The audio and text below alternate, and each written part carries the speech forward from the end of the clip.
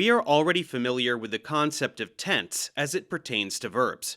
In this tutorial, we will introduce a very important tense, which is one of the main three tenses that exist in every Romance language. These three tenses are the present, past, and future tenses. We have already learned about the present indicative, but whenever you want to talk about a future event, meaning something that hasn't happened yet, you will be using the simple future.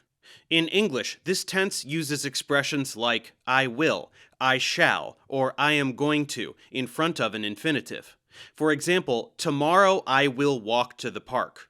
In Latin, you will not need any additional words because the future tense has them built into its endings.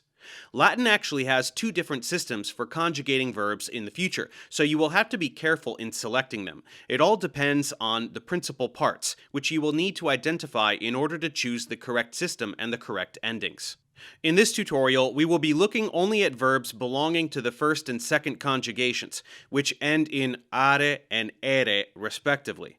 In this tense, the verb will be placing an infix between the present stem and the personal endings. This infix will be be for all persons except for two. In the first person singular, the I is contracted with O and therefore dropped. And in the third person plural, the B is followed immediately by the endings. If it helps, you can try remembering the infix as bo, bi, bu.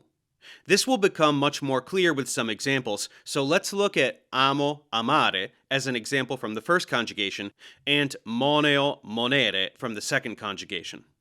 Amabo, amabis, amabit, amabimus, amabitis, amabunt.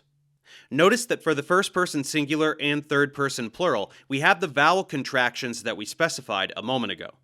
Now let's do the second conjugation. Monebo, monebis, monebit, monebimus, monebitis, monebunt. Again, we see precisely the same vowel contractions, but otherwise we can clearly see the present indicative forms we are familiar with containing the new infix. And again, we can always remember bo, bi, bu if we are having trouble remembering the exceptions. Let's see this tense in action with a few sentences. Romani agros et agricolas semper laudabunt.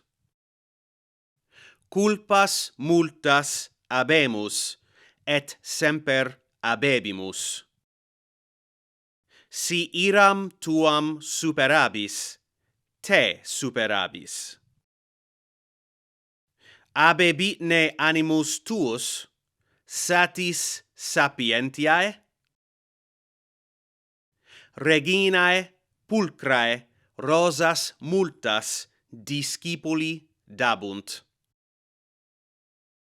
Pugnabuntne Galli, cum Romanis.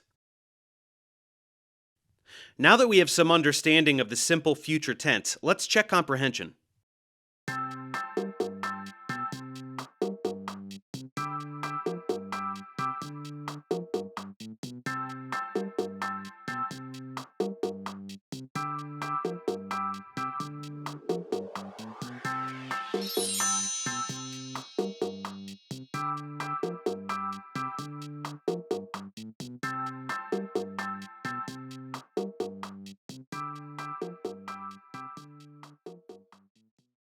Thanks for watching. Subscribe to my channel for more tutorials. Support me on Patreon so I can keep making content. And as always, feel free to email me, ProfessorDaveExplains@gmail.com.